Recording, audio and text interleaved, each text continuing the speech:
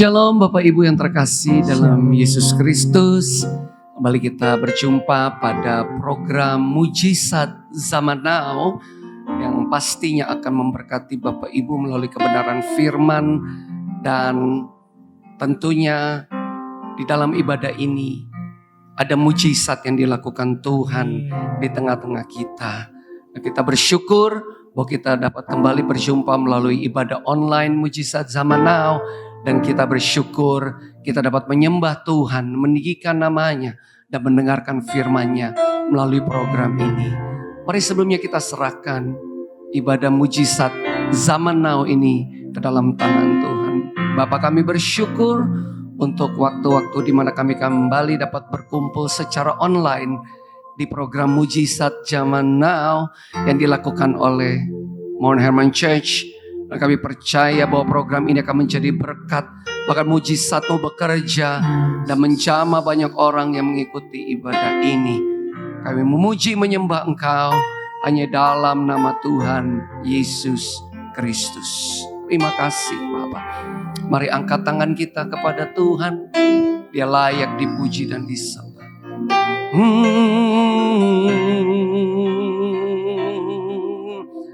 Kaulah Tuhanku, Kaulah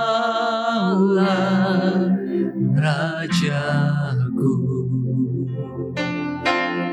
Kau yang termulia di bumi dan di surga. Kaulah Tuhanku, Kaulah Tuhanku, Kaulah Rajaku, Kau yang termulia di bumi dan di surga. Ku sembah Kau Tuhan, ku sembah Kau Tuhan, ku puji, ku muliakan nama-Mu. Ku sembah Kau Tuhan, ku sembah Kau Tuhan, ku puji, ku muliakan nama-Mu. Ku sembah Kau Tuhan, ku sembah Kau Tuhan, ku puji, ku muliakan nama-Mu.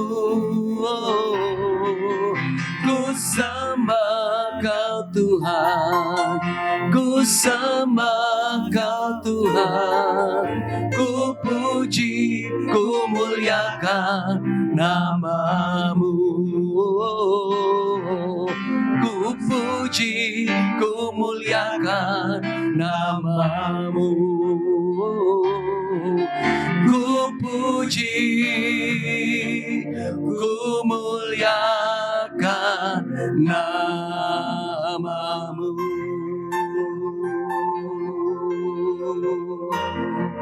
Kami puji Engkau, kami muliakan nama-Mu Tuhan. Mujizat-Mu berlaku terjadi Tuhan. Haleluya, kami bersyukur kepadamu. Terima kasih Tuhan, terima kasih. Terima kasih ya Pak. Anugerah-Mu dinyatakan di tengah-tengah kami. Mujizat-Mu mengalir, menyembuhkan, memulihkan, melepaskan, membawa terobosan. Bagi setiap anak-anak-Mu membutuhkan jamahan dan lawatan-Mu Tuhan. Anugerah-Mu melimpah bagiku. selalu baru di setiap waktu. Kebenaran-Mu dan perkenananmu mengikutiku.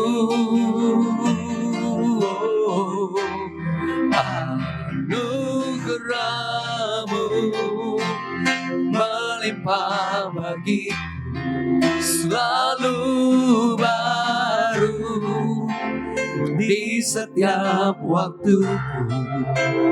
Kebenaran-Mu dan perkenananmu mengikutiku sepanjang hidupku.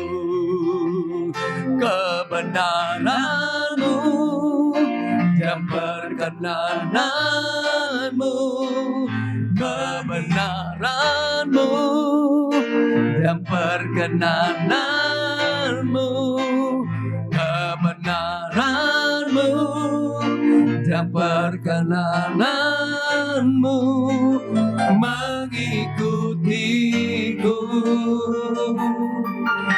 sepanjang hidupku.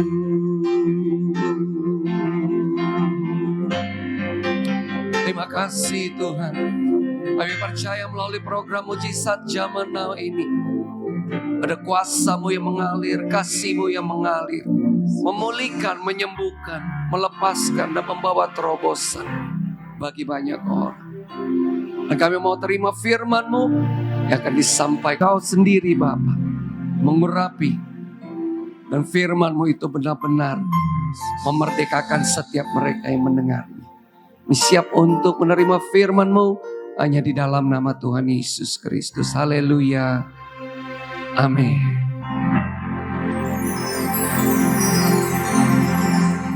Haleluya. Silakan duduk Bapak Ibu. Saya sapa dulu Bapak Ibu semua. Shalom Bapak Ibu. Shalom. Puji Tuhan. Iya, saya senang berjumpa dengan kita.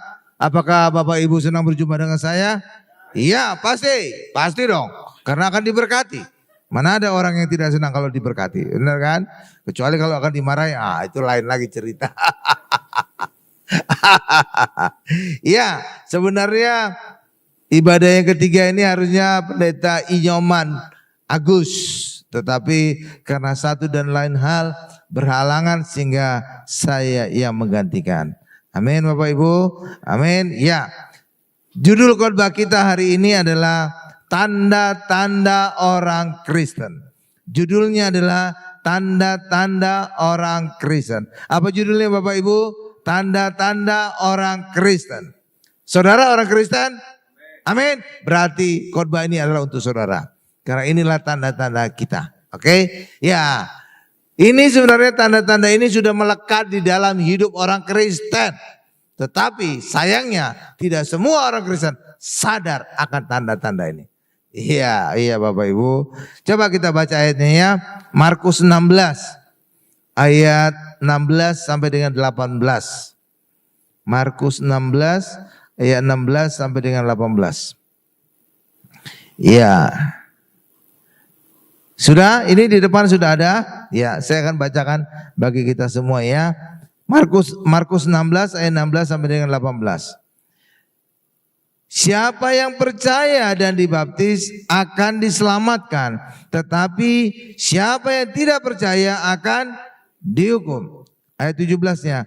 Tanda-tanda ini akan menyertai orang-orang yang percaya.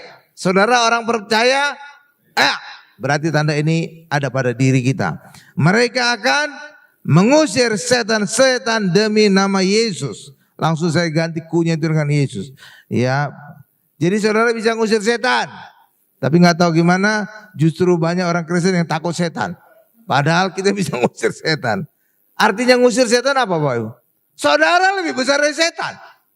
Saudara bisa ngusir. Coba kalau setan lebih besar dari saudara. Saudara nggak berani. Gede banget itu setan. Ya kan ngacir malah saudara kan. Jadi artinya kalau kita bisa mengusir setan, kita orang Kristen lebih besar dari setan. Itu dia. Tuh lanjut.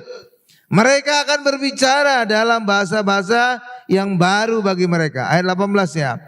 Mereka akan memegang ular. Ya, dan sekalipun mereka minum racun maut, mereka tidak akan mendapat celaka. Ya. Ya, oke. Terus mereka akan meletakkan tangannya atas orang sakit dan orang itu akan sembuh. Jadi kalau saudara seorang bapak numpangkan tangan kepada diri anak saudara, istri saudara, bahkan juga orang lain, mereka bisa sembuh. Oke Bapak Ibu ya. Iya, karena ini tanda-tanda kita. Bukan tanda-tanda orang di luar sana, tanda-tanda kita orang Kristen. Cuma banyak orang Kristen gak sadar tanda ini.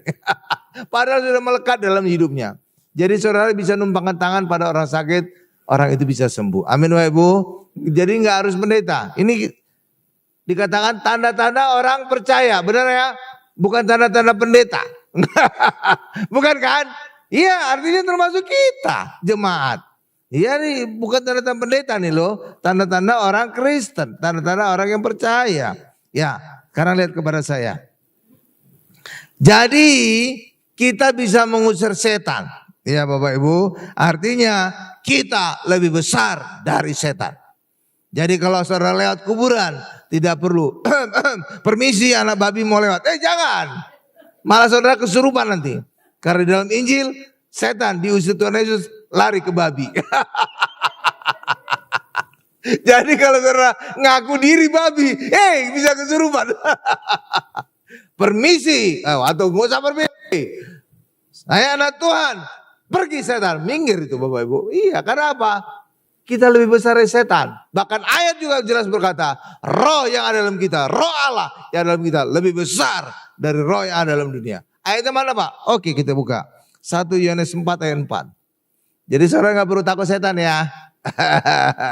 Iya dong. Iya. Iya. Coba 1 Yohanes 4 ayat 4. Nih saya bacakan ya. Kamu berasal dari Allah. Jadi kita berasal dari Allah. Anak-anakku, dan kamu telah mengalahkan nabi-nabi palsu. Jadi saudara bisa mengalahkan nabi palsu. Apapun ajaran di luar sana, Kristen progresif sekalipun, saudara bisa menang atas mereka. Mereka nabi palsu.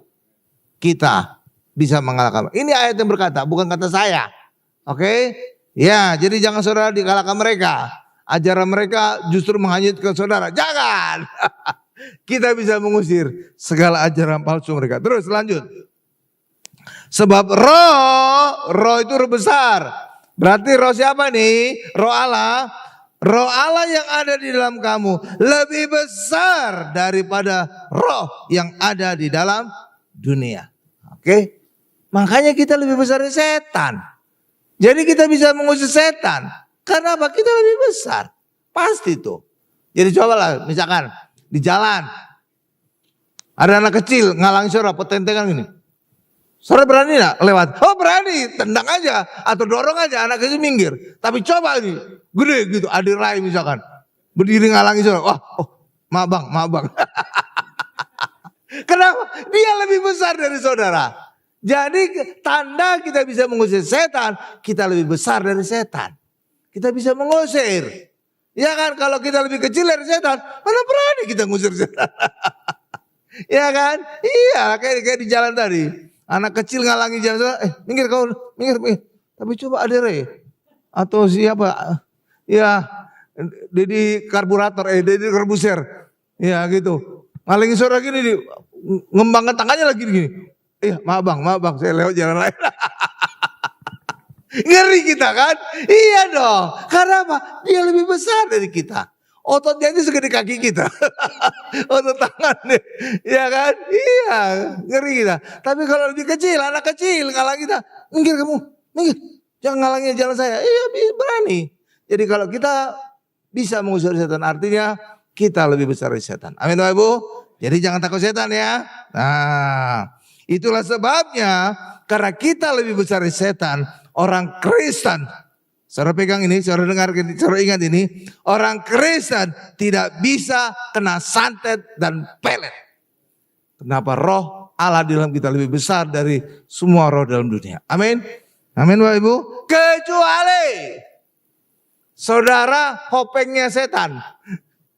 Saudara masih nyimpan jimat-jimat di tali pinggang saudara. Masih jimat-jimat di kantong. Ini udah hopeng ini. Saudara nggak bisa ngusir mereka. Sesama biskota dilarang sudah mendahului.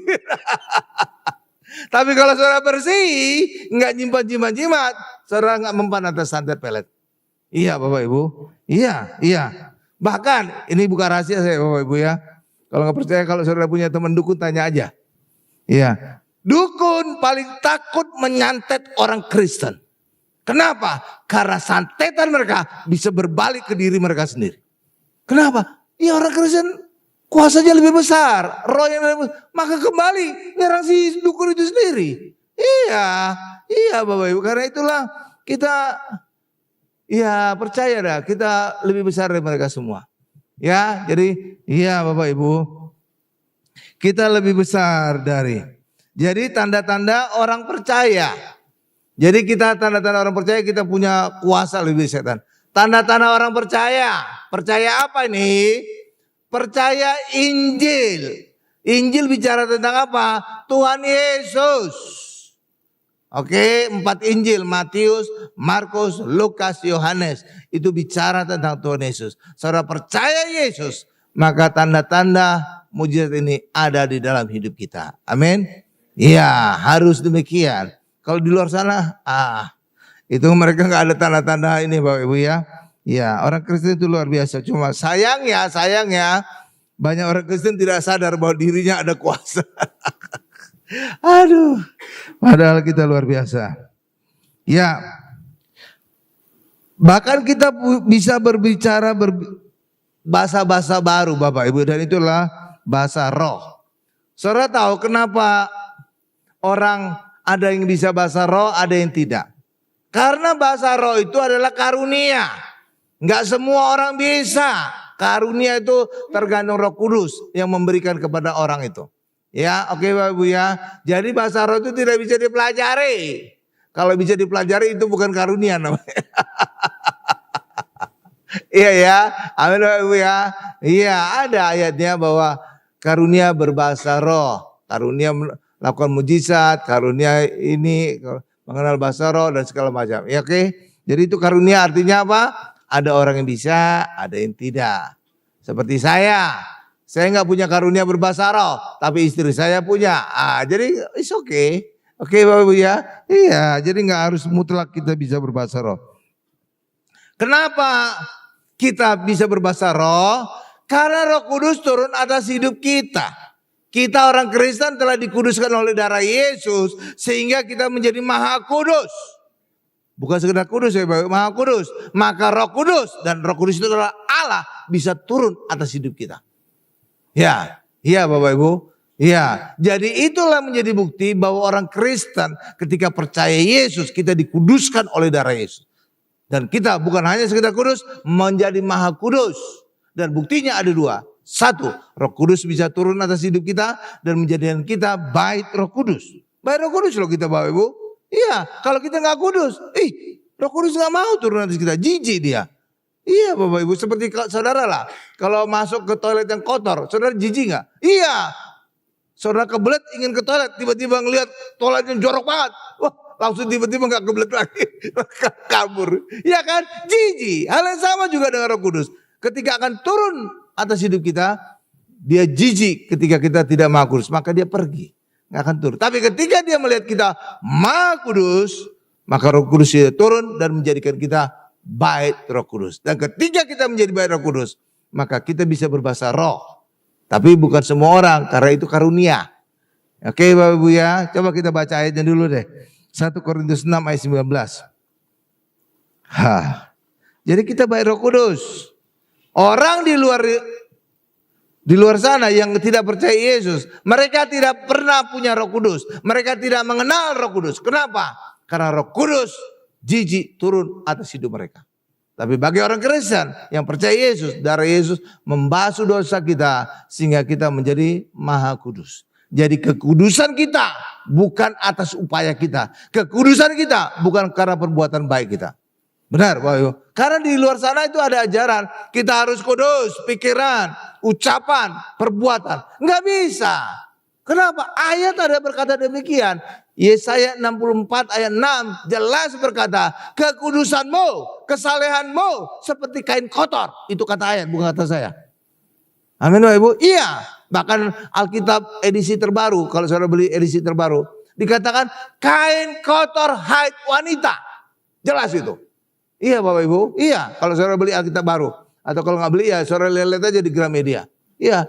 Iya. Baca itu. Yesaya 64 ayat 6. Iya benar. Saya soalnya baru beli, jadi saya tahu persis. Edisi kedua, ya. Oke, Bapak Ibu ya. Ya, coba kita lihat tadi. 1 Korintus 16. Ya. 1 Korintus 6 ayat 19. Nih, di depan saudara saya bacakan ya. Tidak tahukah kamu bahwa tubuhmu adalah bait Roh Kudus, itu kata ayat. Dan diam di dalam kamu, Roh Kudus yang kamu peroleh dari Allah, dan bahwa kamu bukan milik kamu sendiri. Nah, Allah menghargai kita Bapak Ibu, bukan hanya Roh Kudus punya kita, kita juga memiliki tubuh kita. Amin. Jadi sama-sama, oke Bapak Ibu ya. Jadi bukan milik kita, tapi juga milik Tuhan, Tuhan Allah, tetapi bukan Allah sendiri, kita juga turut memiliki. Jadi Allah menghargai kita, oke? Iya, padahal apa? Tuhan telah membeli kita. Sudah lunas dibayar di atas kayu salib. Jadi harusnya Tuhan itu otoritas penuh 100% memiliki kita. Tapi Tuhan sharing kepada kita. Kita juga bisa memiliki tubuh kita. Oke? Tuh kan luar biasa ya. Nah. Jadi bahasa roh itu, bahasa lain itu salah satu ciri ketika orang percaya kepada Tuhan Yesus. Tapi tidak semua orang bisa berbahasa roh. Kenapa? Itu adalah karunia. Coba kita buka ayatnya 1 Korintus 12 ayat 10. Makanya saudara tidak perlu kecil hati kalau saudara tidak bisa berbahasa roh. Dan saudara tidak perlu belajar. Karena ini karunia. Kalau bisa dipelajari itu bukan karunia. Lah iya dong. Kalau bisa dipelajari artinya apa? Ya kalau saudara ada upaya untuk belajar berarti bisa. Kan enggak. Kalau karunia itu enggak bisa dipelajari. Namanya juga karunia. 1 Korintus 12 ayat 10. Coba kita buka. Ini saya bacakan. 1 Korintus 12 ayat 10. Kepada yang seorang roh besar, berarti roh Allah, memberikan kuasa untuk mengadakan mujizat. Jadi ada yang punya karunia untuk mengadakan mujizat, dan kepada yang lain ia memberikan karunia untuk bernubuat. Jadi ada orang yang bisa bernubuat. Dan kepada yang lain lagi ia memberikan karunia untuk membedakan bermacam-macam roh. Kepada yang seorang ia memberikan karunia untuk berkata-kata dengan bahasa roh, dan kepada yang lain ia memberikan karunia untuk menafsirkan bahasa roh itu. Tuh lihat. Jadi bahasa roh itu adalah karunia. Nggak bisa dipelajari. Jadi jangan saudara ya pingin, ya tinggal saudara kalau pingin bisa berbahasa roh, ya doain minta kepada Tuhan agar Roh Kudus berbaik hati memberikan kita karunia berbahasa roh. Amin. Jadi bukan dipelajari. Kalau dipelajari itu bukan karunia. Lah iya dong. Kalau bisa dipelajari kan setiap orang yang ingin belajar berarti bisa. Ya kan? Iya itu artinya. Tapi karena ini karunia, nggak semua orang bisa. Oke, ya lanjut. Nah dikatakan tadi bahwa tanda-tanda orang percaya kepada Yesus bisa juga memegang ular, minum racun, tapi jangan sengaja. Iya, jangan sengaja. Jadi pada saat di kebun binatang ada sarang ular, wah tanda-tanda orang percaya bisa memegang ular. Saudara masuk kandang ular, saudara pegangi, oh mati saudara. Dipatuk ular saudara. Apalagi kalau udah ular kobra gini, wow, tinggal dipatuk saudara, kencang-kencang saudara. Ya kan? Iya, jangan dicobai Tuhan. Ya, demikian juga minum racun maut, saudara tidak celaka. Tapi jangan sengaja minum baygon. Baygon itu rasanya apa ya? Rasa jus, minum, mati saudara. Jangan sengaja ya. Tapi kalau saudara diracun orang, saudara tidak mempan. Karena saudara tidak sengaja, saudara tidak tahu. Oke? Demikian juga kalau saudara jalan dekat semak-semak di kebun-kebun, tiba-tiba ada ular gigit saudara, saudara tidak mempan. Oke? Karena tidak sengaja. Kalau saudara sengaja, itu mencobai Tuhan. Itu juga seperti pernah Tuhan Yesus dicobai oleh iblis. Ya, iblis membawa Tuhan Yesus ke bubungan bait Allah. Lalu iblis berkata, loncatlah dari bubungan bait Allah. Nanti di bawah ada malaikat akan menahan engkau sehingga tidak terantuk kepada batu. Ya, itu mencobai Bapak Ibu. Memang benar ada ayatnya, malaikat melindungi kita sehingga kita tidak jatuh. Oke Bapak Ibu ya. Iya ada ayatnya, ada. Tetapi jangan mencobai, sengaja jatuh mati. Coba misalkan dari lantai 1 ini, apa sih rasanya kalau jatuh? Suruh jatuh, mati. Dari lantai 1 terjun ke bawah, pecah kepala kita ya Bapak Ibu ya. Bisa ini kita ya. Ya kita bisa mati. Karena itu jangan dicobai, jangan mencobai. Oke Bapak Ibu. Ya demikian juga kan. Paulus juga pernah saat dia sedang dibawa ke Roma, kandas kapalnya, lalu mereka mendarat di sebuah pulau, digigit ular dia, nggak apa-apa. Iya Bapak Ibu nggak apa-apa. Karena memang itu tanda-tanda orang percaya Tuhan Yesus. Iya Bapak Ibu. Karena itu.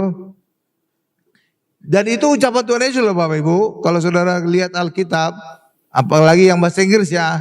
Kalau bahasa Indonesia nggak ada warna-warna. Kalau bahasa Inggris itu, kalau ucapan Tuhan Yesus langsung ada warna merah. Ya, Pak kenapa bahasa Indonesia nggak ada warna merah Pak? Ya itu mahal kalau berwarna. Kita kan paket hemat. Makanya Alkitab kita bisa murah. Mau warna murah, nggak bisa. Iya Bapak Ibu ya. Kalau bahasa Inggris itu mahal itu. Kertasnya aja kelihatan itu berkualitas ya. Iya. Tintanya juga agak-agak beda lah. Iya ada harga ada kualitas lah. Ya jangan minta harga murah tapi mau yang buah. Jauh tuh Bapak Ibu. Jauh. Ya. Meletakkan tangan pada orang sakit bisa sembuh. Kenapa bisa demikian? Saudara tahu nggak? Bait Allah zaman perjanjian lama itu kudus, sebelumnya dikuduskan dengan minyak urapan Bapak Ibu. Dan ayat berkata ketika orang menyentuh perabotan di bait Allah yang kudus, maka orang itu akan menjadi kudus. Jadi kekudusan bait Allah itu menular kepada orang yang tersentuh. Ya Bapak Ibu, ya. Tapi orang Israel sebelum kematian Tuhan Yesus itu dilarang menyentuh orang-orang yang tanda petik najis. Contoh, orang yang sakit kusta itu najis. Nggak boleh saudara sentuh, saudara nanti bisa najis. Kenajisan yang menular kepada diri saudara. Kenapa? Karena mereka lebih tinggi dari saudara. Demikian juga orang yang mati, jenazah, tidak boleh kesentuh. Orang itu bisa menjadi najis. Yang ketiga, maaf kata ibu-ibu, wanita pendarahan itu dianggap najis. Nggak boleh nyentuh orang. Orangnya akan bisa menjadi najis. Itulah sebabnya kalau saudara perhatikan kisah wanita pendarahan 12 tahun menyentuh ujung jubah Yesus. Nyentuhnya dari belakang loh Bapak Ibu. Dari belakang. Iya artinya apa? Dari belakang ujung jubahnya aja. Artinya apa? Dia diam-diam itu. Iya kalau dia ingin terus terang harus dari depan. Ayo pegang jubahnya. Bukan ujungnya. Semua jubahnya. Tapi karena ujungnya dan dia dari belakang. Itu artinya apa? Dia sembunyi-sembunyi untuk memegang ujung jubah Yesus. Sehingga apa? Kalau ketahuan orang dia bisa ngeles. Oh gak sengaja kesenggol. Karena dia tahu. Orang Yahudi tahu. Wanita pendarahan tidak boleh kena sentuh orang. Bisa orang itu najis. Makanya juga orang pendarahan itu tidak boleh masuk ke bait Allah. Jadi kalau 12 tahun pendarahan berarti apa? 12 tahun dia tidak boleh datang ke bait Allah. Iya Bapak Ibu, iya itu artinya. Makanya dia, saudara lihat kisahnya, dia menerobos banyak orang. Berarti apa? Sebelumnya banyak orang najis. Kena dia semua. Jadi najis terlalat. Lah iya dong. Iya, makanya dia datang diam-diam. Dan ketika ketahuan dia gemetar ketakutan kan. Kalau saudara baca ayatnya, kisahnya. Ketika dia ketahuan Tuhan Yesus, dia menjadi gemetar ketakutan. Kenapa? Dia tahu. Dia sudah melanggar. Karena apa? Dia najis, tidak boleh kesentuh banyak orang. Lah ini, di antara banyak orang dia nerobos Tuhan Yesus. Berarti udah banyak orang yang kena najis. Iya kan? Ujung jubahnya kan, dikatakan kan, jelas ujung. Kenapa? Kalau ketahuan dia bisa ngeles. nggak sengaja kesenggol. Tapi kalau sungguh dipegang gini, gede gitu, ditarik gitu jubah Yesus, nggak bisa ngeles dia. Kamu aja jelas pegang gini, masa kamu bilang kesenggol? Ya kan? Ya nggak bisa ngeles. Tapi kalau kesenggol ujungnya kan, gitu loh. Bisa lah gitu. Ya kan? Iya. Makanya jelas sekali Alkitab ya, detail ya. Dari belakang dan memegang ujung jubah Yesus. Itu jubah itu sebenarnya bukan jubah loh Bapak Ibu. Itu semacam selendang. Selendang. Ya ujung jumbai itu kayak selendang orang Yahudi itu ada kayak selendang itu Bapak Ibu. Ujungnya itu sedikit sekali. Karena dia tahu itu nggak boleh dia nyentuh orang. Bisa najis itu orang. Tapi hari ini puji Tuhan. Kita telah dikuduskan oleh Yesus. Kita menjadi bait Roh Kudus. Kita menjadi bait Allah. Justru ketika kita tumpangkan tangan orang yang sakit. Orang itu menjadi tahir. Karena kekudusan kita mengalir ke orang itu. Bukan penyakit orang itu mengalir kita. Bukan. Sebaliknya dari kita mengalir ke orang. Sama seperti dulu. Jangan berjanji lama. Perabotan bait Allah yang kudus. Ketika kesentuh orang Israel. Mereka menjadi kudus. Hal yang sama juga hari ini. Kita adalah bait Roh Kudus. Tumpangan tangan pada orang yang sakit. Orang itu akan menjadi tahir. Sembuh. Saudara itu? Ya. Iya, haleluya. Jadi tahir itu bahasa Alkitab itu Bapak Ibu. Tahir. Tahir itu artinya sebelumnya dia tidak tahir atau kotor. Ya, jadi orang yang sakit seringkali digambarkan karena dia berdosa. Sehingga dia sakit. Makanya ketika Yesus menyembuhkan, Yesus mentahirkan orang itu. Artinya apa? Dibersihkan dari dosa, dibersihkan dari penyakitnya. Jadi tahir itu selalu berkaitan dengan orang itu dibersihkan. Oke Bapak Ibu ya? Iya, ketika dibersihkan dari dosa, maka penyakitnya juga dibersihkan, disembuhkan. Oke? Nah itu artinya. Oke. Iya. Pada perjanjian lama orang Israel itu tidak bisa dikutuk. Saudara pernah ingat enggak kisah orang Israel ketika berjalan di padang gurun, pernah ada yang akan mengutuk dia? Saudara ingat kisahnya, siapa yang akan mengutuk dia? Bileam. Yang ya ini sebenarnya dukun bayaran. Karena apa? Bileam itu dibayar, diundang oleh Balak. Ini bukan kartu gaplek ya Balak gitu, bukan. Double 66 gitu Balak. Balak 6. Haleluya Bapak Ibu. Ya, jadi Balak ini mengundang Bileam. Jadi rupanya Bileam itu udah terkenal sebagai dukun santet dan bisa dibayar lagi. Iya Bapak Ibu, bisa dibayar. Dia dibayar banyak itu sama Balak. Tapi itu adalah saudara, Allah kemudian mengintervensi sehingga Bileam nggak berani menyumpahi mengutuk orang Israel. Iya Bapak Ibu. Iya, jadi Bileam itu dibayar Balak untuk mengutuki orang Israel yang akan melewati daerahnya si Balak. Malah justru memberkati. Itu kan luar biasa kan? Iya. Kenapa demikian? Ini firman kita baca. Bilangan 23 ayat 11. Bilangan 23 ayat 11. Nah, nih saya bacakan ya, Bilangan 23 ayat 11. Nanti bilangan 22 ayat 12 ya. Nah, nih saya bacakan dulu Bilangan 23 ayat 11. Lalu berkatalah Balak kepada Bileam, apakah yang kau lakukan kepadaku ini? Untuk menyerapah musuhkulah aku menjemput engkau. Tetapi sebaliknya engkau memberkati mereka. Memberkati bangsa Israel. Jadi harusnya Bileam itu mengutuki orang Israel. Karena dia telah dibayar oleh Balak. Malah dia memberkati orang Israel. Itu luar biasa kan? Kenapa? Karena Allah intervensi. Iya, Allah intervensi. Apa intervensinya Allah? Kita baca Bilangan 22 ayat 12. Haleluya. Nih saya bacakan ya, Bilangan 22 ayat 12. Lalu berfirmanlah Allah kepada Bileam, janganlah engkau pergi bersama-sama dengan mereka. Janganlah engkau mengutuk bangsa itu, bangsa Israel itu. Sebab mereka telah diberkati. Ya, saudara diberkati? Amin. Maka saudara tidak bisa dikutuk. Karena orang yang telah diberkati tidak bisa dikutuk. Ayat ada ngomong demikian. Oke Bapak Ibu ya. Iya. Dan saudara tahu, Bileam itu kan disuruh mengutuki perkemahan orang Israel. Ya, perkemahan orang Israel ya. Saudara tahu nggak? Perkemahan orang Israel itu bentuknya salib. Iya, kalau saudara ya lihat nanti di internet ya, susunan dari suku Yehuda, suku Simeon, suku Lewi segala macam itu ya Bapak Ibu, itu berbentuk salib.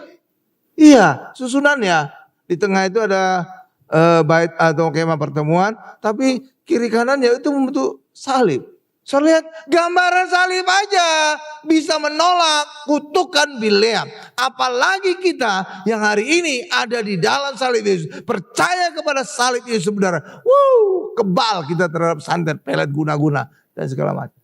Amin Bapak Ibu. Amin. Demikian juga di Mesir pada saat matinya anak sulung. Allah berkata kepada Musa untuk diperintahkan kepada bangsa Israel. Potong domba Paskah, oleskan darahnya di ambang pintu. Ambang pintunya bagaimana? Di atas, kiri, dan kanan ya. Iya itu susunannya. Ya, atas, kiri, dan kanan. Saudara tahu gambaran apa itu? Salib. Coba saudara lihat salib saya ini. Dioleskan darah itu di mana? Ambang atas, di kiri, kanan. Tuh, salib kan. Atas, kiri, dan kanan. Tuh, salib. Jadi gambaran salib saja bisa mencegah orang Israel kematian anak sulung. Apalagi salib sebenarnya mencegah kita mengalami kematian yang kekal. Luar biasa kan? Tuh. Iya. Luar biasa kan? Tuh. Iya, karena itulah orang Kristen itu nggak mempan di santet, Bapak. Saudara jangan takut, kecuali seorang nyimpan jimat, udah hopeng gitu. Iya kan? Udah sama biskota gitu. Jangan ya. Jadi saudara nggak perlulah kata orang, jimat ini mendatangkan pelaris, jimat. Nah, pokoknya percaya Yesus sudah, saudara diberkati tuh. Ya amin Bapak Ibu ya. Jadi orang Kristen tidak bisa disantet pelet. Ya karena apa? Orang Kristen telah diberkati oleh Tuhan Yesus. Amin Bapak Ibu. Oke. Tuhan Yesus juga telah membebaskan kita dari kutuk. Oh iya, sebelumnya saya ingin katakan, orang Kristen itu sebenarnya punya 3 jabatan. Kenapa kita punya 3 jabatan? Karena kita ada di dalam Yesus yang adalah juga punya 3 jabatan. 1. Yesus adalah imam besar agung kita. Ibrani jelas berkata demikian. Yang kedua, Yesus adalah raja di atas segala raja. Oke. Yang ketiga, Yesus adalah nabi. Nabi menyampaikan firman. Bukan hanya menyampaikan firman. Yesus adalah firman yang hidup. Tuh 3 ya.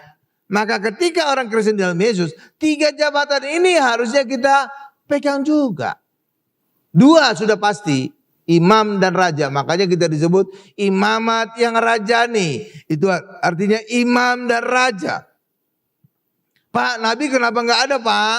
Sebenarnya Nabi ada, cuma tidak dituliskan tegas.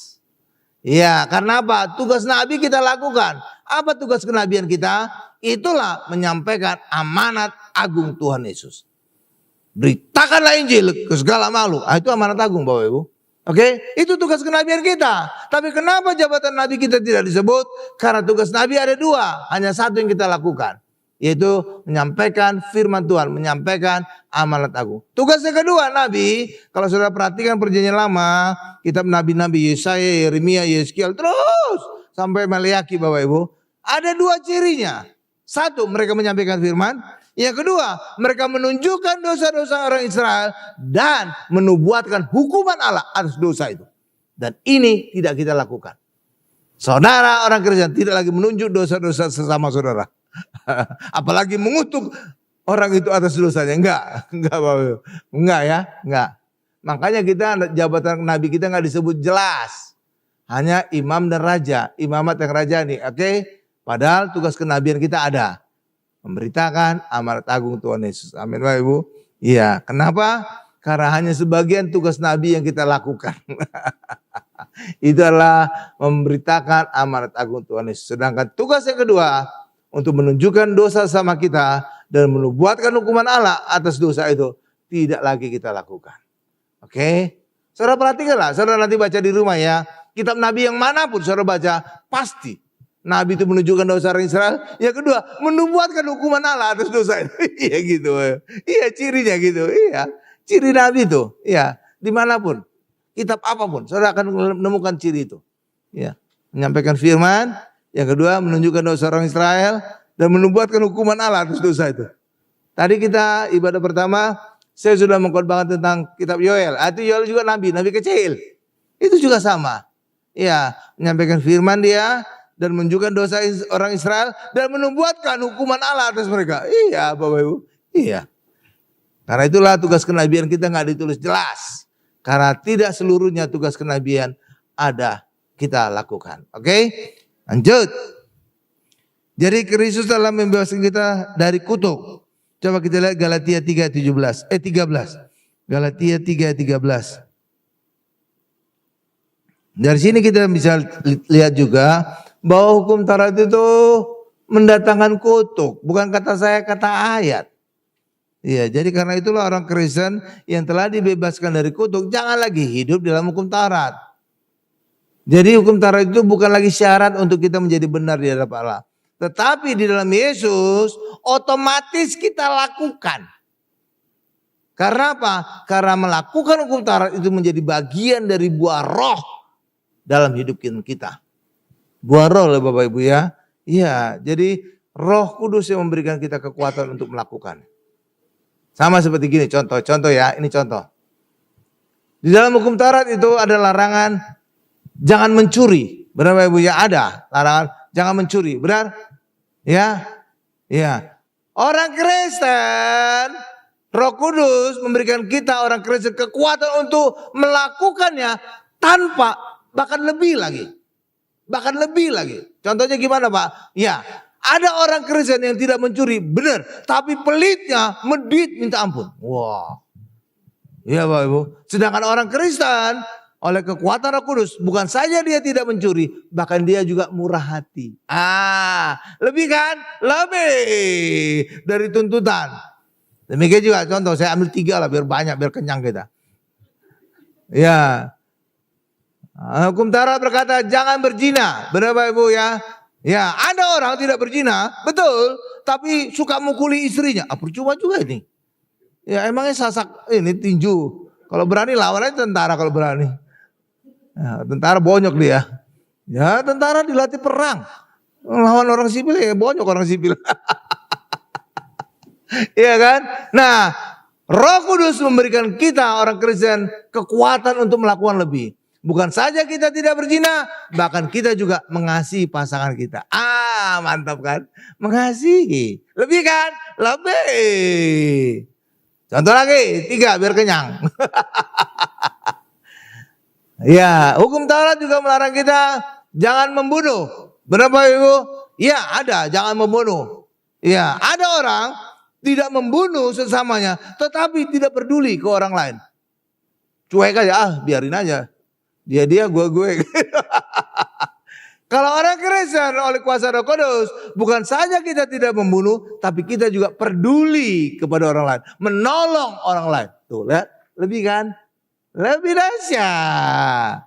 Iya, itulah ketika kita dalam Yesus, hukum Taurat itu bukan lagi menjadi syarat kebenaran bagi kita, tetapi ketika kita dalam Yesus, Roh Kudus memberikan kita kuasa untuk melakukan lebih. Tuh, lihat ya. Jadi bukan mengabaikan hukum Taurat, tapi kita menggenapinya lebih. Oke, lebih dari tuntutan.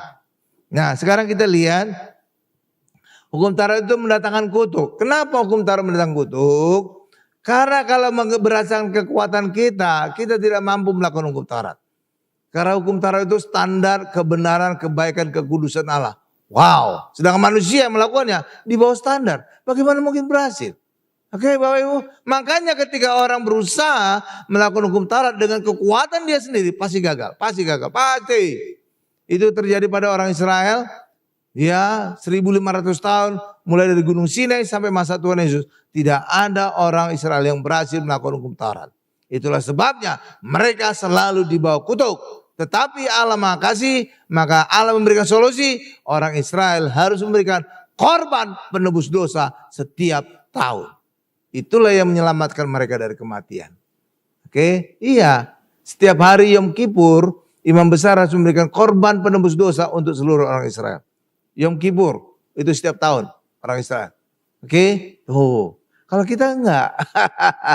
Oke, Bapak Ibu ya. Coba kita baca ayatnya deh. Galatia 3:13. Bahwa hukum Taurat itu mendatangkan kutuk karena gagal dilakukan oleh manusia. Galatia 3:13. Sudah? Nih saya bacakan ya. Kristus telah menebus kita dari kutuk hukum Taurat. Jadi hukum Taurat itu mendatangkan kutuk. Bukan kata saya, kata ayat. Dengan jalan menjadi kutuk karena kita. Sebab ada tertulis, terkutuklah orang yang digantung pada kayu salib. Dan ini juga menjadi salah satu alasan kenapa Yesus matinya di salib. Agar Yesus mati terkutuk, agar Yesus bisa menebus kita dari kutuk hukum Taurat. Oke? Ya kan? Yesus menjadi kutuk agar bisa menebus kita dari kutuk. Coba kalau Yesus matinya bukan di salib, nggak bisa menebus kita dari kutuk. Karena kematian Yesus bukan mati terkutuk. Itulah sebabnya inilah menjadi satu alasan kenapa Yesus matinya terkutuk. Matinya disalib. Iya. Padahal saudara perlu tahu di daerah Arab, di daerah Israel itu hukuman mati itu bukan disalib. Dirajam batu. Contohnya Stefanus. Bahkan tetangga sebelah juga masih ngikuti ritual itu. Ada ritual lempari batu. Benar Pak Ibu? Iya. Ya, pokoknya tahu lah saudara. Itu artinya apa? Mereka lempari setan, dosa gitu loh Bapak Ibu. Iya, karena memang budaya Timur Tengah sama Israel itu sama. Mereka serumpun. Oke Bapak Ibu ya? Iya. Jadi harusnya, wajarnya, normalnya, Yesus itu matinya ditipuki batu. Tapi kenapa Yesus mati disalib? Karena Yesus harus mati terkutuk agar bisa menebus kita dari kutuk hukum Taurat. Tuh, itu salah satu alasannya kenapa Yesus matinya tersalib. Bukan dirajam batu kayak Stefanus. Tuh saya lihat itu. Tuh, luar biasa kan? Tuh, jadi karena itulah orang Kristen kita telah ditebus dari kutuk hukum Taurat. Maka jangan lagi kembali hidup di bawah hukum Taurat. Saudara menjadi terkutuk lagi. Kalau terkutuk lagi artinya apa? Saudara berharap Yesus menebus lagi. Wah itu artinya apa? Menyalibkan Yesus 2 kali. Iya. Kalau saudara terkutuk, saudara pasti berharap dibebaskan dari kutuk kan? Iya kan? Artinya apa? Berharap Yesus disalib lagi. Kan ngaco jadinya kan? Iya. Jadi ketika orang Kristen kembali hidup di dalam hukum Taurat, maka dalam hatinya atau secara terus terang mereka berkata, tebus kami lagi Tuhan. Engkau harus disalib kembali. Akan jadi kacau kan Bapak Ibu? Makanya orang Kristen tidak lagi hidup di dalam hukum Taurat. Oke? Karena kebenaran kita karena ada di dalam Yesus. Yesus telah memberikan kita kebenaran. Jadi kebenaran kita bukan dengan melakukan hukum Taurat, tapi kebenaran kita dengan percaya kepada Tuhan Yesus. Oke, makanya orang Kristen benar karena percaya, bukan benar karena berbuat. Jelas itu? Kalau tetangga sebelah enggak. Iya, tetangga sebelah itu karena enggak percaya Yesus, maka apa? Kebenaran mereka karena perbuatan mereka. Itulah sebabnya kalau mereka mati, didoakan kan? Apa doa orang yang mati di luar sana? Diterima di sisi Allah sesuai dengan perbuatannya. Benar kan? Nggak ada pendeta yang doakan orang Kristen demikian. Dipecat itu nanti. Kenapa? Karena kita benar bukan karena perbuatan kita. Oke, itu buktinya. Ya coba saudara cek aja di kematian orang Kristen. Nggak ada pendeta berkata diterima di sisi Allah sesuai dengan perbuatan. Nggak ada kan? Yang ada kan? Ya, makanya kita hari ini. Ya, jadi hukum Taurat itu sumber dari kutuk. Kenapa?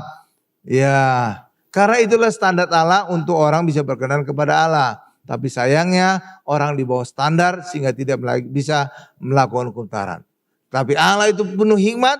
Jadi kita bukan lagi melakukan hukum Taurat untuk menjadi benar di hadapan Allah, tapi Allah sendiri yang melakukan hukum Taurat dengan kematian Yesus. Bagian kita hari ini cukup percaya apa yang Yesus kerjakan dengan menggenapi hukum Taurat, maka kita dianggap benar di hadapan Allah. Soalnya itu, makanya orang Kristen benar karena percaya, bukan benar karena berbuat. Oke, paham? Gimana Pak gambarannya Pak kira-kira? Oke, saya ambil contoh deh. Saudara kalau makan di restoran pasti harus bayar. Pasti dong.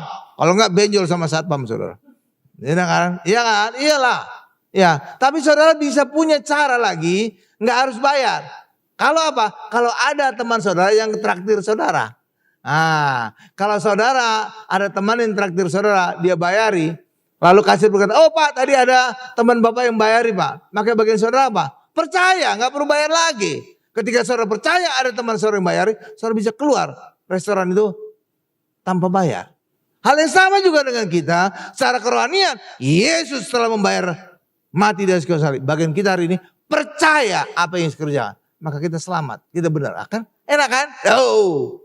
Iya, jadi bukan lagi berbuat, tapi orang yang percaya Yesus, ya mana yang harus lakukan sendiri kebenaran. Ya, sementara kita selesai, tenang aja ya. Ya, saya udah semangat ini, berapi-api. Nggak mau kalah dengan Pak Weni Calvin tadi, semangat. Ada asap udah keluar dari kepala saya. Wah, Pak Weni Calvin itu energik ya. Saya buka satu rahasia Bapak ya. Saudara tahu, kalau saudara nyanyi, seringkali saya kalau berdiri cuma sebentar-sebentar. Kenapa? Saya pegel kaki saya. Iya, kaki saya berat. Tapi kalau khotbah, Tuhan ngasih kekuatan. 1 jam lebih juga saya kayaknya kuat aja berdiri. Hebat ya. Iya, coba kalau di bangku. Coba saudara perhatikan. Kalau saya nyanyi, ya sebentar-sebentar aja saya berdiri gitu. Karena kaki saya berat gitu. Tapi ketika khotbah, 1 jam juga gak kerasa ya. Tuhan beri kekuatan ya, luar biasa. Ya, jangan ngomong-ngomong ke orang ya.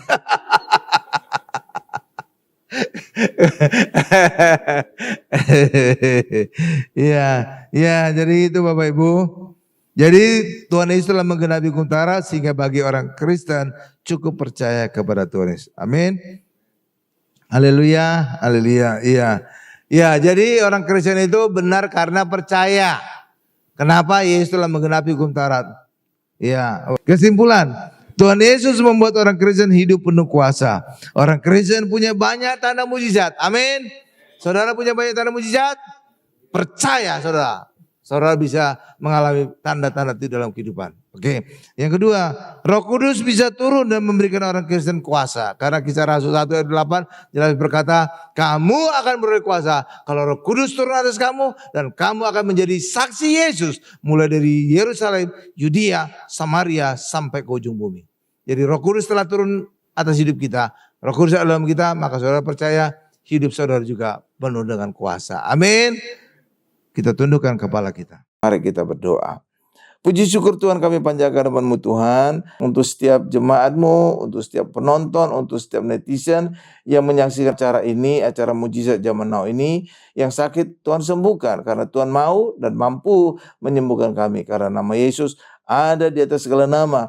Ada di atas segala nama penyakit kami. Demikian juga usaha pekerjaan kami juga Tuhan berkati. Karena Tuhan kaya menjadi miskin. Agar kami menjadi kaya, agar kami diberkati. Terima kasih Tuhan Yesus, terima kasih. Apapun masalah kami Tuhan, kami percaya bersama dengan Yesus kami selalu punya solusi. Demikian juga Tuhan berikan damai di dalam keluarga kami, damai Kristus sehingga suami istri tetap menjaga kasih mula-mula, tetap mengasihi orang tua, mengasihi anak, anak menghormati orang tua dan mengasihi orang tua. Terima kasih Tuhan Yesus, berkati usaha pekerjaan kami, berkati juga istri yang di ibu rumah tangga, berkati juga anak-anak kami yang sedang studi sekolah, agar anak-anak kami menjadi anak sehat, cerdas, dan selalu dapat beasiswa, baik sekolah di luar negeri maupun di dalam negeri. Berkati mereka sampai studi S3-nya lulus dengan beasiswa. Terima kasih Tuhan Yesus. Terima kasih Pak Gari juga anak-anak kami dari segala pergaulan yang buruk, Pak Gari juga dari segala niat-niat orang yang jahat Tuhan. Terima kasih Tuhan Yesus, terima kasih Tuhan Yesus, dalam nama Yesus. Dan kami ingin akhiri doa ini dengan doa berkat. Mari Bapak Ibu semuanya, angkat kedua tangan kita, siapkan hati kita untuk menerima berkat-berkat dari Allah Bapa yang Maha Kuasa. Berkat dari Allah Bapa yang Maha Kuasa, kasih karunia dari Tuhan Yesus dan penyertaan Roh Kudus menyertai kami semua mulai hari ini sampai selama-lamanya. Haleluya, sama-sama kita berkata, amin. Demikianlah program Mujizat Zaman Now yang telah Bapak dan Ibu saksikan pada saat ini. Kami percaya program ini menjadi berkat Kami percaya program ini akan benar-benar membawa kemerdekaan bagi mereka yang menyaksikannya. Dan setiap kebenaran firman yang ditaburkan tidak pernah kembali dengan sia-sia, tapi benar-benar akan menjadi bekal dalam kehidupan kita untuk kita berjalan bersama dengan Tuhan. El Shaddai, El Shaddai, Engkau Maha Kuasa. Oh, El Shaddai, El Shaddai, Allah Maha Kuasa. Dia besar, Dia besar, El Shaddai mulia, El Shaddai, El Shaddai, Allah Maha Kuasa. Berkat-Nya melimpah, El Shaddai. Berkat-Nya, berkat-Nya melimpah, El Shaddai. Berkat-Nya,